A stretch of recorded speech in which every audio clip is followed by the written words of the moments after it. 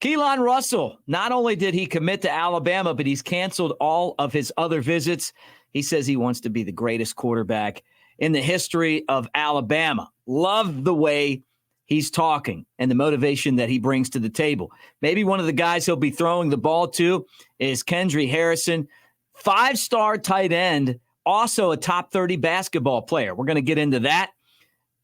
Minkah Fitzpatrick's brother is a 4-star. Justice. Can Alabama bring him in? And Proctor says leaving Alabama, biggest mistake of his life. Could Alabama have a new basketball facility? All that and Brett Elmore's Today in History. Coming up right here on the Bama Tailgate YouTube channel. Like and subscribe. Give us a thumbs up. Don't forget we're brought to you by Pearl River Resort. And let's get this party started, guys. Here's your invitation.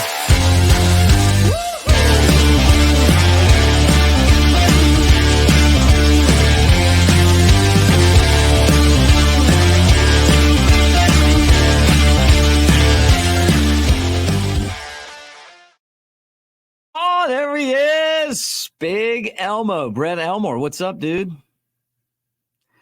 Let me unmute you. What's that? Yeah, you're back now. Got the Hawaiian vibe going. I'm ready to go. It's a Thursday. How are you? I'm good. Well, let's get into some topics, man. We got a lot to talk about on here. Yeah, First off, I love this guy. Keelon Russell's becoming one of my favorite recruits. Cancels all of his other visits, committed to Alabama, flipped from SMU, saying that he wants to be the great quarterback at Alabama, the next great quarterback, the greatest quarterback. When you get a guy that's that motivated, you get a guy that's coming in ready to get something done. He's won state championships in Duncanville, Texas, and he just found a home in Tuscaloosa. He likes to win. We likes to win. That's right. We likes to win, baby. That's what we like to do. And he knows how to win. And I like his goals. They're rather lofty, thinking about the quarterbacks that have come through the University of Alabama. But hey, the sky's the limit. You just go out there and play your thing and do your thing. But yeah, canceling the visits. I think he had visits to Florida and Oregon. Is that right? Yep. He's canceled visits to. He's done, apparently. So go ahead and put him in there, and we're ready to see what this 4-star can do. Yeah, I'm excited about it. And maybe one of the guys that will be on his team is 2026 2-sport star. And when I say 2-sport star, I mean this is a 5-star and Kendry Harrison, who can possibly help you win in basketball and football. You know, maybe he's the Deion Sanders of hoops and football. You know, there's a lot of guys that can do both. I mean, he's a 6'6", 250-pounder from Reidsville, North Carolina. North Carolina right now lean, but gets an Alabama offer, and he's got his, down to his a final 8, and Alabama's one of them. And it's a lot of these schools that do football and basketball. Yeah, so he goes to Reidsville High School there in Reidsville, North Carolina, class of 2026. If he came to Alabama, would they allow him to play both sports? I think that it's possible with Kalen DeBoer. I don't think Coach Saban would have wanted that, but I think that I got a feeling, I mean, just a gut feeling, but I got a feeling that if it was someone that was a superstar player that could help on both both ends pretty much, with both teams. I'm going to pull up his Twitter here and you can look at him. But I think that they would possibly do it. I think you got to do it these days, because if you're gonna bring in, superstar talent, then some of these guys play 2 sports. Why not let them? Tennessee, good basketball program, and football. Bama, obviously Final Four in both football and basketball. Georgia sucks at basketball. Yeah, I just don't see how you can. The way things are now, I mean, every sport is a year-round sport, and it's like, how are you going to split time my God, you can barely play one sport in college now. Um, he's gotten basketball offers from Wake Forest, Florida State, Texas A&M. But he's an intimidating player because he's so young and he's already 6'6" or 6'7". So he played some tight end, played some defensive end. So it depends which way he really wants to go, football or basketball. I think he's going to have to make a decision on that. You think he's not going to be able to play both? I don't think so. No. I don't think you can. I just don't think you can. And maybe I'm wrong. But I don't.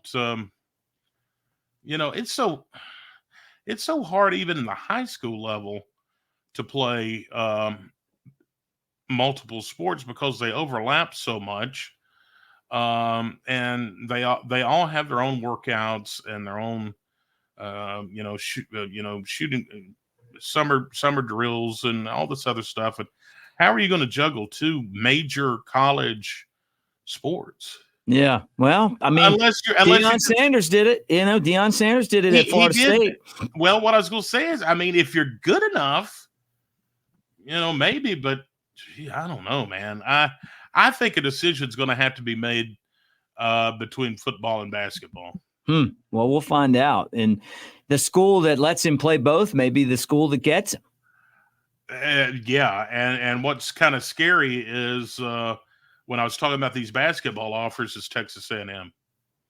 Yeah, right. Well, he's a 5-star football tight end, but then a top 30 basketball player. This would be the time to be at Alabama and play both of these sports. Now I'm just saying. Now I'm just saying I don't think you can, but I would love to see him play both sports. I mean, if he's that good on both sides, I mean, bring it on. Bring it on. How about this? This is exciting right here.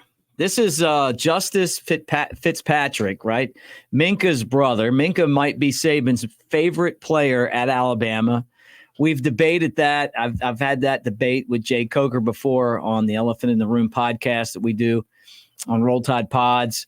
And all of us kind of feel like Minkah and Coach Saban were like a unit. You know what I mean? Like they were kind of like Terrion Arnold and him, but for 4 years or 3 years or whatever it was.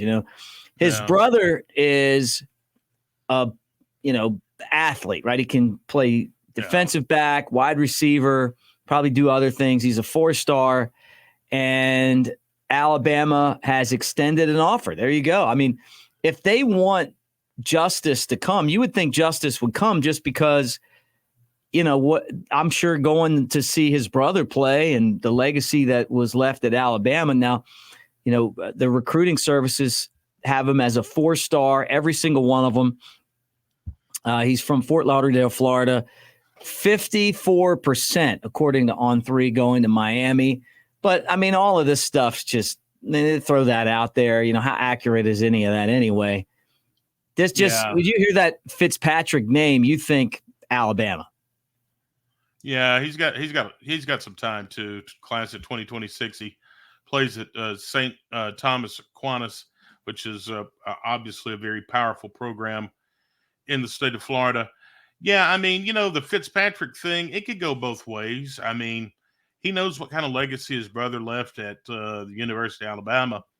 Does he want to continue that family tradition or start the tradition of the Fitzpatricks going to Alabama? Or is he the type of guy that he doesn't want to live as I'm Minkah's brother? And try to start his own thing out of Miami. I mean, you just never know what goes through people's minds like that. But he's a hell of an athlete, though. So, I mean, would love to see him in the rotation at Alabama. He's quick as a hiccup. He runs track also. He's got some time to decide, but I'd love to see him at Alabama. But I don't know what he would, kind of what's going through his mind. I know USC has offered him Missouri's offered him, LSU, Oklahoma. So every major program's really after this guy. Minkah, think about that game that Minkah had at Arkansas. Remember that? We won. Yeah. I think we won by a point.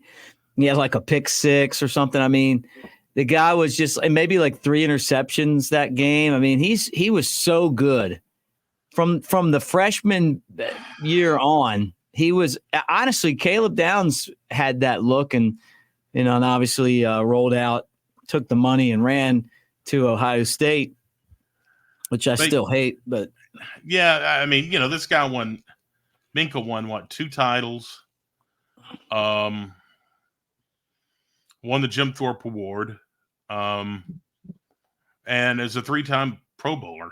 Yeah. I mean, and a great person too. So, it's his little brother. Let's say now, we have little brothers coming through, and we have some of the players' kids coming through now. Yeah. Like great. I mean, it's like, what's going on here? Yeah, we're getting older. That's what's going on. Yeah. Talking about guys transferring, one guy says it was the worst mistake of his life, and that's Kadyn Proctor. We're all glad he's back. Seemed odd to leave. I mean, after everything that you went through and you started to become a force on the offensive line, why leave like that? But, went to Iowa and came right back. Yeah, he just I mean, it was one of those things where it was an odd story to begin with. And he really regrets kind of how he did Coach DeBoer. And I think, he says that he was, quote, hell bent on leaving, and they were trying to convince him to stay. And and no one was going to change his mind, is what he said. He said even his parents said, well, okay, but you're going to find out for yourself, Yeah. And he said, I made a mistake. and when he says he drove to Alabama's football facility, walked straight to Coach DeBoer's office, and apologized face to face. How about that? That's great. Yeah, he said he went, he apologized straight to his face, and he said, I'm sorry for not sitting and hearing y'all out and not giving y'all a chance. And he said he's just ready to get back to work and do everything he can for the team. And I think that's good enough. That's a humbling experience. Basketball news. We heard that there was going to be some talk about facilities. I was kind of hoping that it would be an entirely new venue, but apparently maybe the game plan is to fix up Coleman Coliseum. I mean, and if they're going to fix it up, they're going to really have to fix it up. I think they have to tear all the seats out of there, that they got to put luxury boxes in there. They got to redesign the whole building, to me, so that when you go in there, it feels like you're on top of the action instead of being way far out. But what do you think? And what are you hearing? It doesn't read like a whole new arena like everyone wants. But according to the agenda from the University of Alabama's Board of Trustees, the meeting set for this week, item number 7 on there reads, consideration of resolution approving the preliminary project scope and budget, granting the authorization to go into an agreement for the Coleman Coliseum basketball training and player development facility expansion and renovation. So, and it says stage 1 and stage 2. Don't know how many stages are in this project or what, but it sounds to me like they're not going to get a new arena. They're going to redo maybe what they have. And that could be good too. They've got to go in there. Last time they just fixed up the place, but they didn't really fix it up. I need a whole new redesign. I need the entire insides ripped out. I need the seats to go like this instead of like this. I need luxury boxes, not just like a luxury lounge. Yeah. Concession stands need to be fixed. You don't want just a little Benjamin Moore paint here and there. No, man, I don't. I want this to be a venue where you can go watch concerts And, and obviously, as long as Christy Curry's there, probably watch Alabama women's basketball lose. Gymnastics, pretty good. Yeah. Yeah. It is what it is. For Christy Curry fan right Yeah. over here. I'm just, honestly, I just don't know how you can be so mediocre for so long and keep getting a paycheck. That's the thing true. to me. And I look at the way that women's basketball is actually taken off right now, and I know it's has a lot to do with the kid from Iowa that scored all the points and you know what? Go get somebody that just played in the WNBA that's young, that's in the recruiting, that is going to relate to kids, instead of someone's grandmother. I mean, really, it's almost like, hey, we got her on a deal. We don't care. And we'll just, her and her husband both work here and we pay, 2 for 1 or something. But are you saying like she was one of the old fashioned blue light specials at Kmart? She in the year 2000, she went to the Final Four, I think, at Purdue as a first year coach, taking over someone else's program.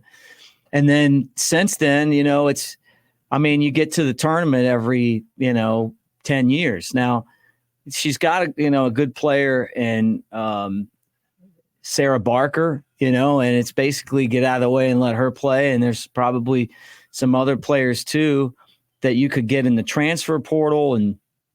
But they look, they're not on the standard. They're not competitive. I mean, come on, man. I mean, and it's like it flies under the radar so much.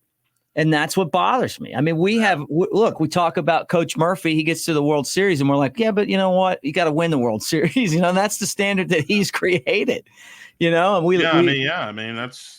that's what it should be.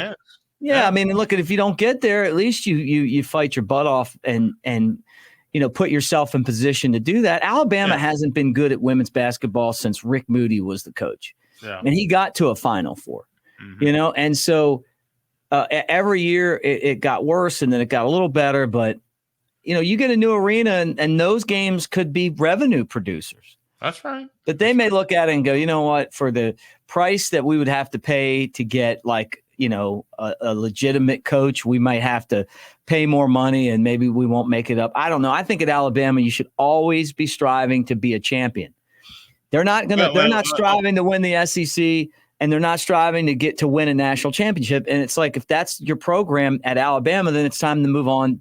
Take that to Auburn, go down to Auburn. And I understand. Back to the men. Do you think that maybe they're trying to save a little bit of money to push toward NIL? Well, I've heard that. And that could be it, because maybe it's the same sources, donors and stuff. And that's important too. But the long-term stability of this program is you got to have a better arena because one day Nate Oates is going to leave. And right now, I don't feel like it's the program. I feel like it's Nate Oates. Yeah. And when even when Nick Saban was head coach at Alabama, we've had success before him. It's not like he came in and saved us like he saved LSU, years and years and years and years and years of bad. I mean, Alabama's won championships in a lot of decades, maybe only one in the 90s. LSU had Jerry DiNardo. Yeah, right. I mean, so it's not the same thing. I mean, it was like, I felt like you had two, like the perfect storm. You had the Alabama fan base, the Alabama legacy, and the facilities that Mal Moore built, and then the coach and Nick Saban, and it all came together and created, a dynasty. And Bear Bryant was kind of the same thing, Yeah. Hey, do you remember a guy named Mike Shula? Yeah, I do remember Mike Shula. It was his birthday earlier this week. Okay, good. Happy birthday. Great quarterback at Alabama. Big comeback against Georgia and Tuscaloosa. He set the table for Saban, as a head coach. Never really could get over the hump, but was wasn't that far off because when Nick Saban took over, it only took a couple years for Alabama to be legitimate again. But he never recruited at the level that you have to recruit at to win championships. And it's the difference that you see with DeBoer right now. Tebow? What if he would have got Tim Tebow? We probably wouldn't have gotten Saban. Yeah, exactly. And so another reason I like Tebow, him picking Florida was was really like the catalyst to this dynasty. What do you think of that? Do you think Mike Shula sits around and thinks, man, Saban won that championship with my players? Well, he should, because Saban did. I mean, a lot of those guys were his players. But I'm sure in his mind, he probably thinks that he could have won one. That's where I differ. I don't think that the discipline that he had that the players had when he was head coach would have worked to win. I think that Nick Saban came in and instilled the process, and a big part of the process was discipline. And the discipline to do the things that it takes to be a champion isn't looking at winning every game. It's about doing the things that you have to do your very best and help your team win. Do your job. Don't worry about what everybody else's job is. You do your job better than the other guy. Go out there and be a tough competitor and put the time and the work in, and you'll win championships. And I didn't see that with the program, but there were some good players on there, and those guys got this whole thing started. And I love that 2009 team, and you know that. Probably why you're bringing that up. So, all right, look, Father's Day's coming up.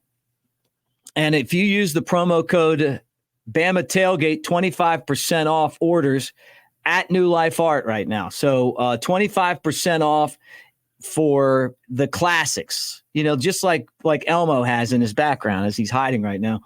But you can see in his living room, there is the 2009 Daniel Moore print, but you get 25% off of those guys if you go to New Life Art, use the promo code Bama Tailgate. Also, before Brett takes over the show, let me swing him over here. We're always presented by Pearl River Resort over in Philadelphia, Mississippi. It's golf season. I mean, it is here. This is great weather for golf. Go over and play Dancing Rabbit Golf Course. It is the Augusta you can play. It is an absolutely immaculate golf course. If you go to the Timeout Sportsbook and you put down $50 in wagers, go hang out there, watch some games, put some money down. You can play Dancing Rabbit for $40. So check that out. All right. With that said, Brett, after this, you take over the show. Guys, I'm going to try not to toot my own horn too much in this segment that I do with Brett every day, but part of the segment is him giving the news and me commenting on the news. So a lot of the stories I tell you guys are stories that are based on my life and kind of how they relate to the news. So, but love you guys in the comments section. Doing everything you can just to deflate this head down a little bit. And that's hard to do, but you guys are doing it. All right. Hey, just kidding. Let's get this thing going.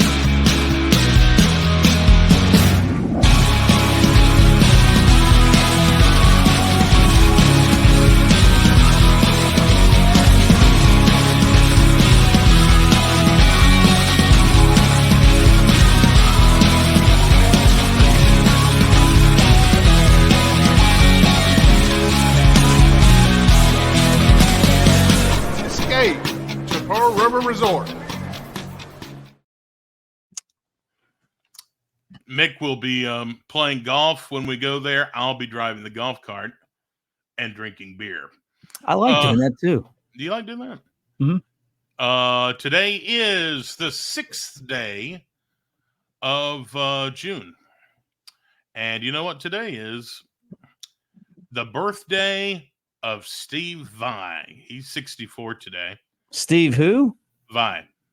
Steve Vine? Vai. Steve Vai. Steve, the guitarist for who? David Lee Roth and Whitesnake and Frank Zappa. And really? For today, yeah. I didn't know him, but that's cool. That's do you know Robert England? That name sounds familiar. He's Freddy Krueger. Oh yeah. Yeah, the actor that played Freddy Krueger. You know how old he is? 77. Man, what a scary Freddy Krueger was scary. I'm not a big scary movie guy, but he would get you in your dreams, right? Yeah. And then, yeah do you remember DJ Jazzy Jeff had that song "Nightmare on My Street" and Freddy Krueger was in there and he was chasing him around and all that stuff? That was even scary to me. Halloween. I see that sweater that he would wear. People wear that sweater. I'm always like, that's a Freddy Krueger sweater. Exactly. He was in Jasper a couple years ago. What was he doing? they were filming a little TV. They filmed a TV series here, and he was a guest in it. And can you go from, sorry to interrupt you, but can you go from Freddy Krueger to other shows? Like, isn't that kind of like your typecast at that point? Yeah, probably so. Yeah. What's another good typecast? Who's somebody else that would have been like Leave It to Beaver? You mentioned him the other day. Yeah, it's hard to go do anything else when you've been Leave It to Beaver. Yeah. Yeah, there's a lot of them out there like that. They're just not coming to mind. Fred Savage. Yeah. Wonder Years. Yeah. That would be one. There's one. I know there's one that I'm missing. That's just like, Brett, you know this, but I can't think of it right now. There's like a million of them. Yeah. Today, very famous day. Today's D-Day. Man, these guys in World War II, with basically the Germans trying to take the world over, these guys would basically they would ride boats and get shot coming off the boat. I mean, you listen to the stories that these guys told. Yeah. They were in these boats that, were driving up on like where these cliffs were with all these machine guns, and the Germans were just sitting up there and shooting everybody. And these guys ran knowing that most likely they're going to get killed. And while they were doing that, they were parachuting behind these guys, behind the lines. And, we forget sometimes how great that generation was. That's why they're the greatest generation. I mean, they just were. My grandfather's one of the best dudes ever. And and that's how they grew them back then. I honestly, I wish we were more like them. And that the sacrifice that they made for freedom today, back in, what was it, like 44 or something? 1944, they stormed the beaches of Normandy. It's crazy. And you see the pictures. I've pulled them up before and looked at them. These are like 18-year-olds. Oh, yeah. Some of them are younger than that. Yeah, some of them fibbed to be, someone lied to be able to go and fight. Right. And if fighting is like driving a boat where you don't have any kind of cover onto on the beach and then running through there and getting shot. I mean, that sucks. That's not a fun way to go. That's not a fun way. Today thank God for them. Thank God for them. Yes, absolutely.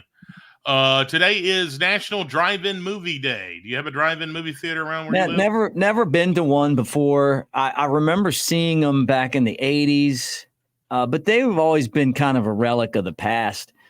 Be a lot of fun to do. There's one around here that does pretty good business. Really? Yeah. Well, let's go, man. I mean, I'd like to go. People don't even really go to the movies anymore after COVID, which is sad. Yeah, I know. Today is National Hunger Awareness Day.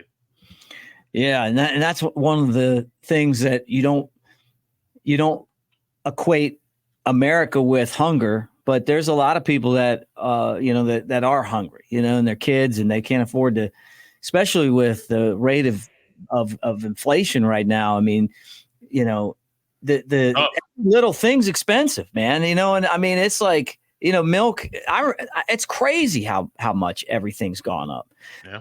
And what you hope is that they're able to get it turned around, because, if you're on a budget, even buying Walmart brands, like bread used to be 99 cents. And then within like 3 years, it's like $1.39. And that adds up, man. When you go out there, like those pizzas, I used to buy those pizzas at Walmart, the frozen pizzas. Uh-huh. For like $2.50, then $2.99, and now all of a sudden they're $4.50. And it's like the same exact thing's costing me that much more. And I'm sure that other people probably feel the impact of that too. Yeah, a lot of it's greed too. But National Yo-Yo Day. You know how to yo-yo? No. And I see these guys and they can yo-yo and they can do all the tricks. I tried to do that and things get broken. Including my face. That's like you pull it back up, you do the thing, and then it's like hit you in the nose. Yeah, but have you ever seen a really good yo-yo person? Oh, yeah. Like, and they can do like that. They take the strings. Well, they take the strings and it looks like a spider web, but then the thing's in there, and then they unravel it, and they're doing this. I can't do it. But I tell you, one day we can all celebrate, my friends. Today is National Moonshine Day. Yeah, I spent a lot of time in moonshine country in East Tennessee. Yeah. And there was a guy named Popcorn Sutton. Yep. When I first got up here for work, Popcorn Sutton was still alive, and the federal government like tracked him down. Yeah. Because moonshine was still illegal at that point. Mm-hmm. And then some laws changed. Well, he didn't want to go to federal prison and committed suicide, but he was like the most famous moonshiner. I mean, he was like the Dale Earnhardt of racing to moonshine. Like just known for having this amazing moonshine. And it's really sad because if he was still alive, and I mean, he's talking about a guy with like the long beard, I mean, lived the life of moonshine, he'd be filthy rich right now. Probably. And I got to tell you, the legend goes that when my grandfather told me that his older cousins moonshined in Virginia back in the old days. So the FBI would come in and break your still up with like axes and stuff. Yeah. So I'll drink some moonshine for the day. Yeah, I was going to ask you. You ever had moonshine, Bo? Oh, of course I have. And people bring it to me. People still make it and bring it to me, but you can buy different brands of moonshine. But that's actually where Mountain Dew came from. Did you know that? Mountain Dew was the drink that you mixed with moonshine. Oh, okay. Yeah. All right. Yeah. And that your favorite show, the Dukes of Hazzard, they were moonshine runners. They used to like build like an extra tank in the car that was like a gas tank that was for moonshine. Yeah. That's how they move their shine around. That's why Boss Hogg and Roscoe wanted to catch those boys. They couldn't catch them, and sometimes they'll fill up the water reserves on these RVs just full of moonshine, and that's how they move it around. Mick, you're not going to believe this, but I'm going to enlighten you on something. They still make that stuff around here. Yeah, Barry. I know. Our friend Bull Corey, the late, great Bull Corey, I went with him 25 years ago to pick some up one time, and I wasn't allowed to get out of the car. Why are you telling all these secrets? Because, I mean, at this point, who cares? Has the statute of limitations passed? It is. We lost Bull last year. So. Yeah, well, that's true. Yeah. And we talk about him all the time. But anyway, today is National Moonshine Day. I have had some moonshine, and it's a funny story. I was with our friend Bull, and it was a hot summer day, and I rode down, and he was drinking lemonade, and I'm a big lemonade fan. I did not realize that this was his special lemonade. and he told me it's my special lemonade. But he's like, but it's so good, you just not even gonna, you don't taste anything. And I was like, okay. So I got me a big glass of it, and I'm drinking it. It's like, man, this is some good lemonade. And it wasn't very long before I was like, oh my God, I am so drunk. I can't drive home. Yeah. I was not in good shape. And I woke up the next morning and I thought to myself, I will never, ever do that again. On this date, 1844, the Young Men's Christian Association, better known as the YMCA, was founded. I still love that song that they sing too. The Village People, that song, the YMCA. Which one would you have been? Which one would you have been? Nothing says Christian like the Village People. Which outfit would you have worn? I would have been the Indian guy. Policeman. Okay. Yeah, which would you have been? I figured you were going to tell me the guy in the hard hat. Yeah. No, that or the Indian. That's who I said I would be. You'd be the Indian? Yeah. Okay. That'd be great. When the Smokies have Village People night, you let me know. That's a good idea. That would be a wild night, I'm sure. Obviously, we mentioned the drive-in movie day. It's because the first drive-in opened this day in Camden, New Jersey, back in 1933. You know what? I wear this every day. You know this. That's my buddy that I went to Alabama with, Jake, who was killed in Iraq from Bordentown, New Jersey. New Jersey. Yep. How about that? I mean, I didn't think we'd ever talk Bordentown on here. There you go. 1939, the Little League organization was formed with 3 youth teams, Williamsport, Pennsylvania. Well, that's where they still play the Little League World Series. Mm-hmm. I love watching like kids play baseball, good baseball. Yeah, I really do. And they're like on like ABC and ESPN. Oh yeah, they get deep into that stuff. So good. 1941, the New York Giants became the first baseball team to wear protective helmets in a game against the Pirates. Yeah, can you imagine? Like before that, you just took one off the dome, like it just hit you in the head. You know, like, and I see guys get hit by pitches a lot. You know. I forgot the dude's name from the Braves the night before last, but he took one right by the elbow. And by the time he got to first base, that thing had swollen so bad. I didn't know what was going to happen. Yeah.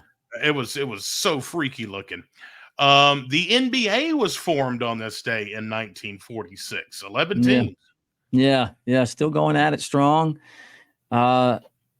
And the NBA Finals, right? Isn't the NBA Finals going right tonight? Now?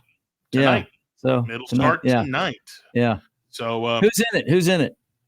Who is it? Mavericks and Celtics? Yeah. Yeah. So there you go. That's a look at this day in history, and that'll do it for today. All right, guys. Hey, thanks for hanging out. Love the comments, even when you guys take shots at me.